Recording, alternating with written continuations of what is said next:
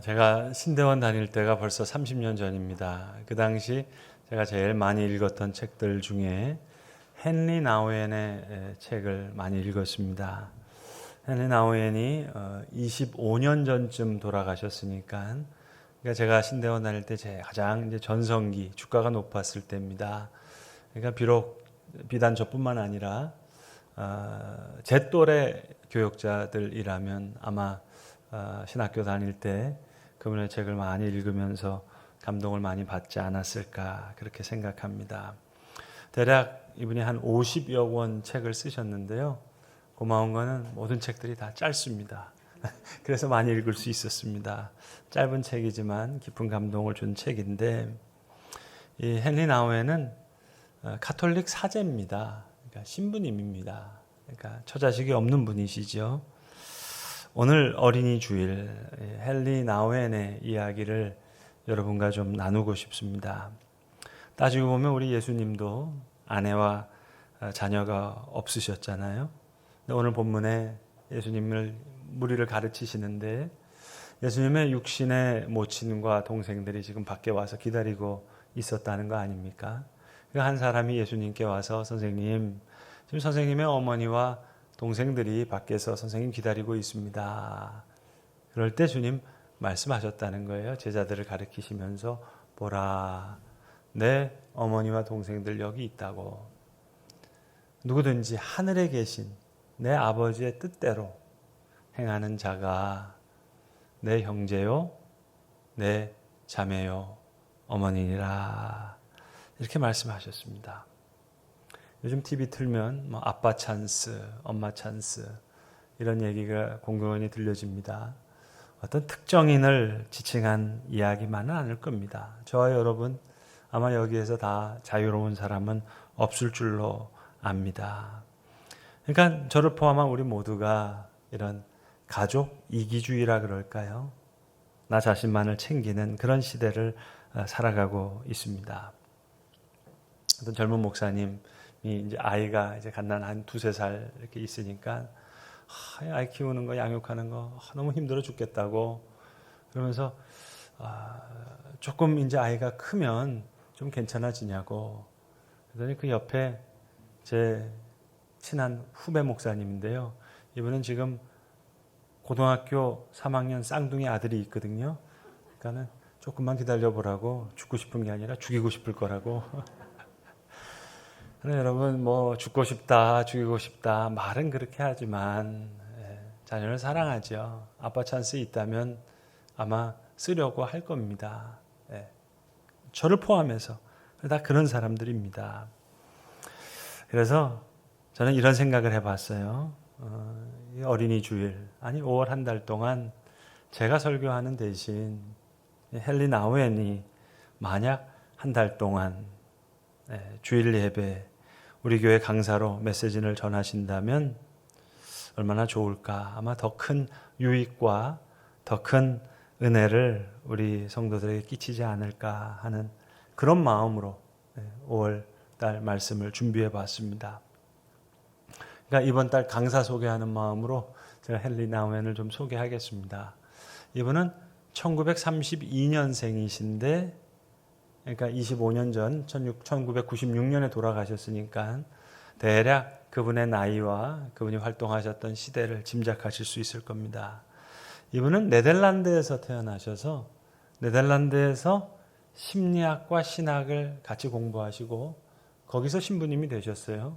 가톨릭 사제가 되셨습니다. 그리고 나중에 미국에 와서 미국에서 적응하면서 교수님이 되신 분인데 신학과 심리학을 통합적으로 공부하신 분이라서 그런지 아주 예리하게 우리의 신앙적인 심리를 아주 간결한 언어로 정확하게 표현하시는 분입니다. 그래서 어떨 때는 이분의 책을 읽으면 내 속마음을 읽는 것 같이 이렇게 거울을 보는 것 같은 그런 느낌을 받을 때도 많았습니다. 미국에 오셔서 처음에는 노틀담 대학교라고 우리나라로 치면 서강대학 정도 될 겁니다. 미국의 가장 유명한 가톨릭 대학에서 심리학을 가르치시다가 그러다가 이제 나중에 유명한 아이비 리그 학교죠. 예일 대학에서 신학을 가르치시기도 하시고 그리고 나중에는 하버드 대학에서도 신학을 가르치셨어요.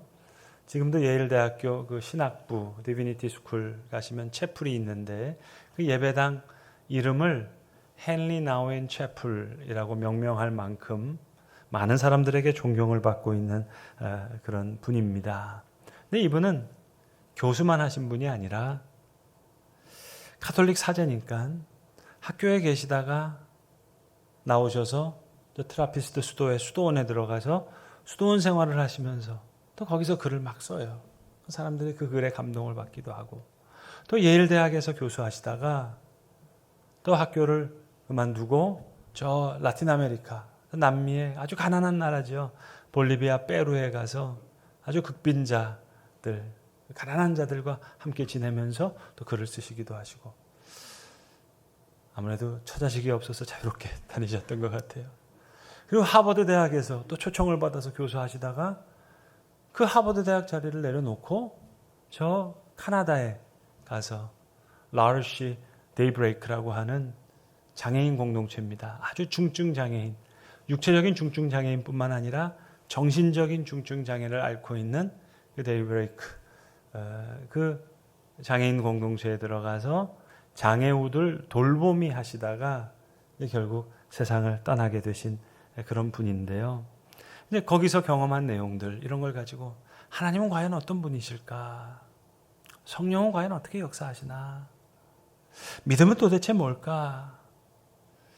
이런 글들을 아주 예리하게 심리학적으로 신학적으로 통합해서 기가 막히게 글을 쓰셨어요.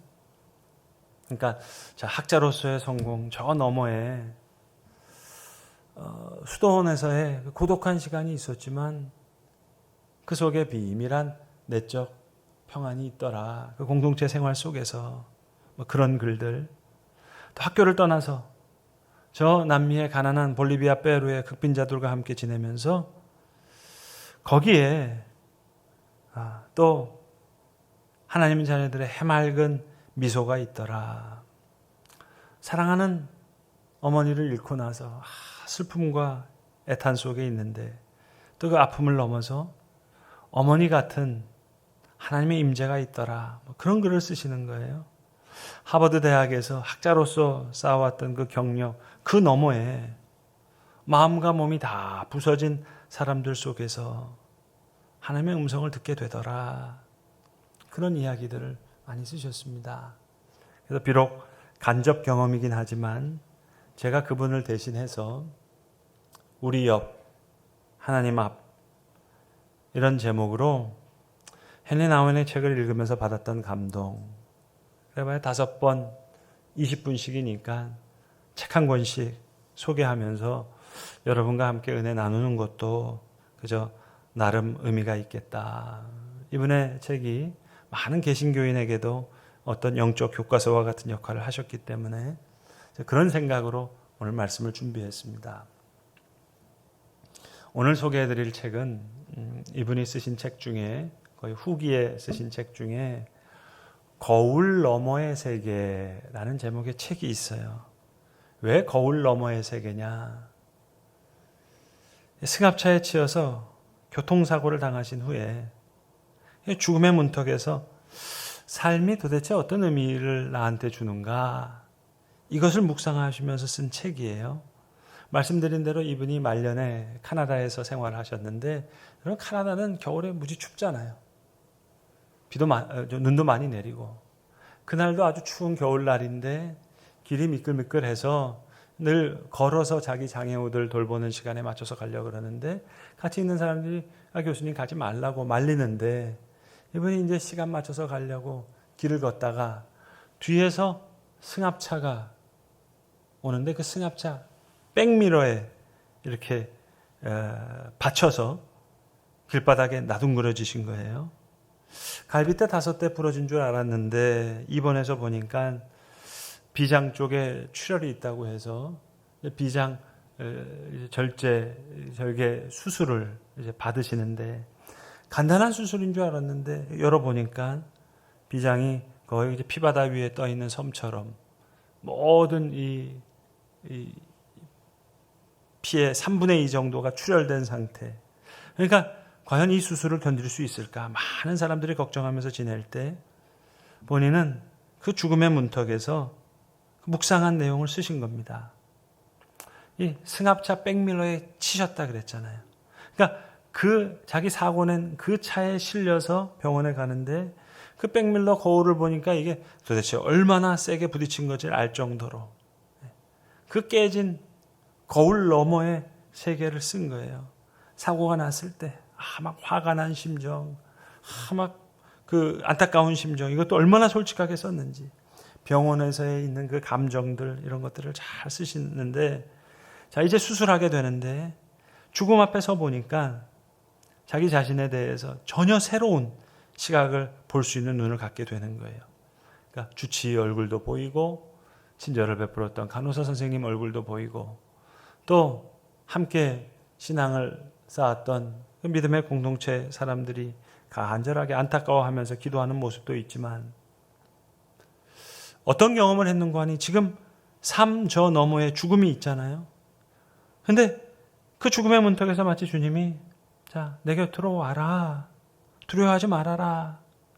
내가 너를 사랑한단다.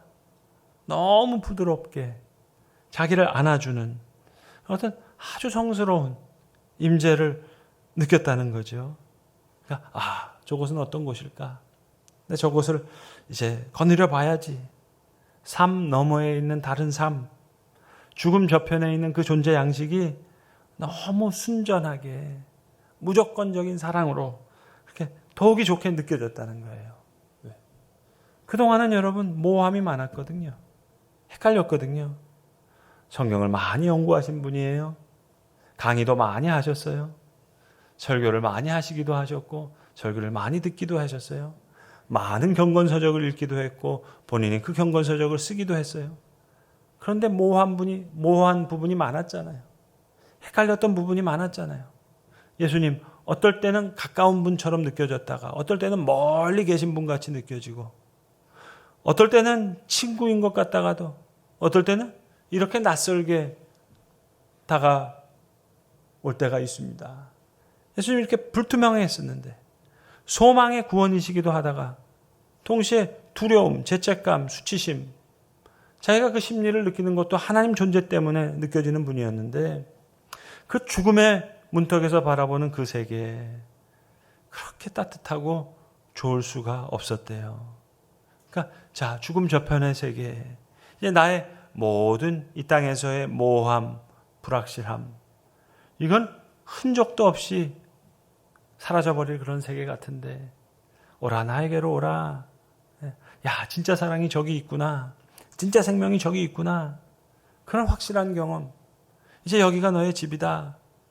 그런 경험을 했는데 그렇게 느꼈는데 죽지 않고 수술 후에 회복되고 살아났단 말이에요. 그러니까 내면에 고민이 남은 거예요. 왜 예수님은 나를 아직 당신의 집으로 부르지 않으시지? 혼란, 의구심. 죽음 저편이 더 좋은 건데 왜 눈물 골짜기 같은 이곳으로 되돌아오게 하셨지?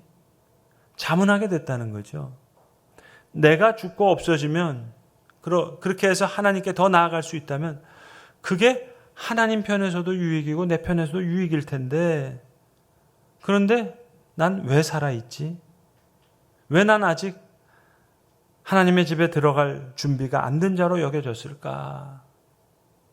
왜 나는 아직 이 사랑이 모호해진 이 세상, 진정한 평안이 경험되어지기가 어려운 이 세상, 기쁨이 있지만 기쁨이 슬픔 속에 뒤죽박죽 파묻혀 있는 이 세상으로 왜 다시 되돌아져서 보내져야만 했을까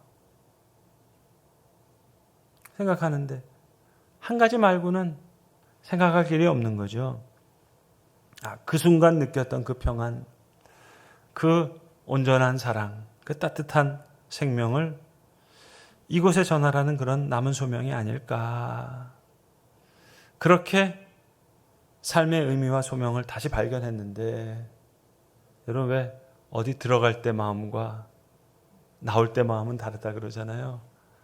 이런 아주 고매한 영성 작가인데도 자기가 그랬다는 거예요.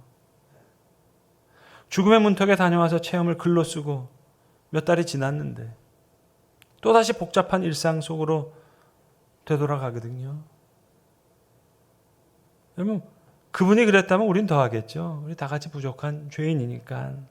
그러니까 정말 자기랑 가까운 사람들이 그렇게 말하더래요.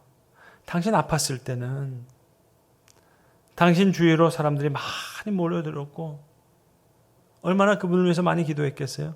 당신 찾아간 많은 사람들이 당신에게서 흘러나오는 어떤 참 평화와 같은 그런 평안을 느낄 수 있었는데 당신 지금 병이 다 나아서 다시 바쁘게 본연의 업무로 돌아오게 되니까 그 옛날 그 분주함, 그 불안함 이게 나타나고 있다고. 여러분, 왜 아이들도 잠잘 때는 새끈새끈 아주 그냥 천사 같잖아요. 내가 깨면은 뭐 땡깡도 부리고 울기도 하고 엎어뜨리기도 하고 그러니까 그게 살아있는 거죠. 그러니까 헨리 나우엔이 이야기하는 건 그겁니다. 이 경험, 거울 너머의 세계 참 좋았는데 여기 지금 다시 왔어요. 깨진 거울과 같아요. 지금 나의 삶이. 근데 그 자기가 병원에 있을 때 휠체어 타고 와서 자기 병실을 지켜줬던 그분들, 마치 그 장애우들이 신부님 이번에 새로 배운 진리 충실하게 살 수 있도록 우리가 도와드릴게요. 말을 못하시는 분들이지만 그런 느낌. 그래서 그 장애우들에게 큰 위로를 받기도 하고 큰 사랑을 받기도 했다면 그러면 내가 이제 그들에게 작은 위로라도 작은 사랑이라도 드려야 되지 않을까. 이분들 성공을 위해 쟁취할 일도 없는 분, 어떤 추진할 업무도 없는 분, 유진해야 할 어떤 명성도 없는 장애우들이지만 그들의 삶의 한 지점에서 저들이 의미 있게 나의 삶의 한 부분에서 머물렀듯이 내가 저들에게 저들의 삶의 한 부분에서 머물러야 되지 않을까. 왜? 큰 위로와 큰 도움 받았으니까 작은 도움이라도 작은 위로라도 드려야지 했는데 그게 잘 안 되더라는 거예요. 그렇다고 해서 다시 주저앉아가지고 또 한 번 교통사고 일어나서 그 천국 같은 그런 경험 한 번 더 했으면 좋겠다. 그렇게 바랄 수도 없는 거니까. 여러분, 자녀들도 마찬가지 아니에요? 지지고 볶잖아요. 내가 자녀를 양육하지만 때로는 자녀가 내 성장에 큰 도움을 주잖아요. 내가 자녀를 가르치기만 하나요? 자녀를 통해서 하나님께서 큰 깨달음과 교훈을 우리에게 주시기도 하죠. 왜? 그냥 우리 옆이 아니라 다 하나님 앞이니까. 오늘 지금 얘기하시잖아요. 내 하늘에 계신 내 아버지의 뜻대로 하는 자가 곧 내 형제요 자매요 어머니니라. 여러분, 그러고 보면 기독교는 유교랑 달라서 우리 촌수가 좀 이상해요. 그런데 우리 촌수는 깨끗해요, 여러분. 나이, 신분, 빈부 그거 다 없어도 돼요. 상관없어요. 다 하나님 앞에서 같은 자녀예요. 같은 형제예요. 같은 친구예요. 하버드 대학 교수나 정신적으로, 육체적으로 중증 장애를 갖고 있는 그 형제 자매나 같은 거예요. 이 데이브레이크에서 아담이라는 아이를 만나가지고 헨리 나우엔이 지내는데요. 헨리 나우엔은 한평생 말 갖고 산 사람이잖아요. 이 아담이라는 친구는 말을 못하는 친구예요. 맨 처음에 헨리 나우엔이 참 힘들어해요. 근데 나중에는 이 아담한테 자기의 그 답답한 고민들 다 얘기하는, 대화하는 대상이 되는 거예요. 하버드 대학 교수나 아담과 같은 장애우나 형제자매인 거죠. 함께 배워나가는 믿음의 동반자라는 의미에서 여러분, 부모 자녀가 아니에요. 동반자죠. 여러분, 예수님의 말씀의 의도를 변질시키면 안 되니까 제가 좀 조심스럽게 한번 이렇게 말씀드려 볼게요. 누가 내 어머니며 내 동생이냐? 아버지의 뜻대로 행하는 자가 내 형제요 자매요 어머니라고 말씀하셨다면 예수님 혹시 조금 더 과감하게 말씀하시지도 않으실까? 누가 부모고 누가 자녀냐? 하나님 앞에서 함께 성장하고 함께 배우는 하늘에 계신 아버지의 뜻 앞에서 내 뜻대로 행하는 자라야 내 친구고 내 형제니라 말씀하지 않을까? 여러분, 내가 아빠라고 생각하니까 자꾸 아빠 찬스 쓰려고 하잖아요.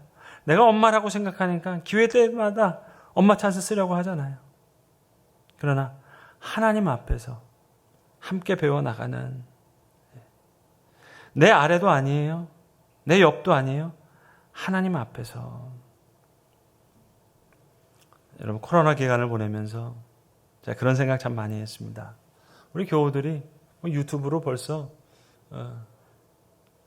제 설교만이 아니잖아요. 훨씬 더 유명한 목사님, 훨씬 더 훌륭한 설교자들 설교를 많이 듣잖아요. 근데 생각해 봤어요. 근데 악수는 나만 할 수 있다 생각했어요. 그렇잖아요. 여러분. 돌아가신 옥하는 목사님 설교 듣고 여러분의 많이 받으셨는데 돌아가신 옥하는 목사님이랑 악수하실 수 있겠어요? 옥 목사님이 여러분 등록카드 보시면서 기도할 수 있겠어요? 여러분, 이게 지주고 볶는다는 게 이게 참 좋은 겁니다. 부모 자녀 맨날 얼굴 보잖아요. 많이 만나잖아요. 이런 친구가 어디 있어요? 친구들도 우당탕 쿵탕하고 형제 자매도 우당탕 쿵탕하는데 자녀 같은 이런 친구, 형제 자매가 어디 있어요?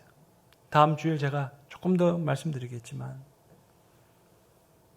여러분 죄송하지만 어버이 주일 때 어머님 은혜 찬송할 때 눈물 흘리신 분도 있지만 반대인 분도 계시거든요. 우리 엄마 왜 이럴까? 우리 아빠 왜 이럴까? 도저히 이해가 안 되는 거예요. 어떻게 아빠가 돼서 이럴 수가 있는가? 근데 여러분, 그런 친구 있잖아요. 그런 형제 많잖아요. 자녀 때문에 피눈물을 흘려요. 어떻게 아들 녀석이 이럴 수가 있느냐? 근데 여러분, 그런 친구 있잖아요. 그런 형제들 많잖아요. 하늘에 계신 아버지의 뜻대로 하는 자가 내 형제요, 내 자매요, 내 어머니라 하셨다면 하나님 앞에서는 하늘에 계신 아버지의 뜻대로 살아가는 그 뜻 앞에서는 다 같은 하나님의 자녀 아니겠어요? 참된 친구와 형제 자매로 그렇게 믿음 안에서 함께 성장해 나가는 그런 믿음의 동반자가 될 수 있으면 참 좋겠습니다. 기도하겠습니다. 누가 내 어머니이며 누가 내 동생들이냐 말씀하셨던 그 주님의 말씀의 깊은 뜻을 우리가 다 알 길이 없습니다. 제자들을 가리키시면서 내 어머니들이요 내 동생들이라 말씀하시면서 하늘에 계신 아버지의 뜻대로 행하는 자라야 내 형제요 자매요 어머니라 주님 말씀해 주셨습니다. 주님, 내가 양육하고 내가 가르치는 자녀라고 생각하기에 내가 아빠라고 생각해서 아빠 찬스 쓰려고 하고 엄마 찬스 쓰려고 하는 저희들입니다만 하나님 앞에서 하나님의 뜻대로 함께 배우고 함께 성장해야 될 하나님의 자녀임을 우리가 믿습니다. 참된 친구와 참된 형제 자매로 그렇게 함께 믿음에서 자라나는 하나님의 뜻대로 행하는 자가 되어서 하나님의 형제와 자매와 어머니라 그렇게 말씀 들을 수 있는 우리의 믿음 발걸음이 되게 하여 주시옵소서. 다 알 길이 없습니다만 주님의 말씀을 통해서 우리의 모습을 깨진 거울과 같지만 그 거울을 통해 하늘을 바라보게 하심을 감사합니다. 우리에게 허락하신 귀한 가정을 통해서 주의 뜻을 또 찾아갈 수 있는 그런 귀한 주의 자녀들 되게 하시옵소서. 우리 구주 예수 그리스도의 이름으로 기도드리옵나이다. 아멘.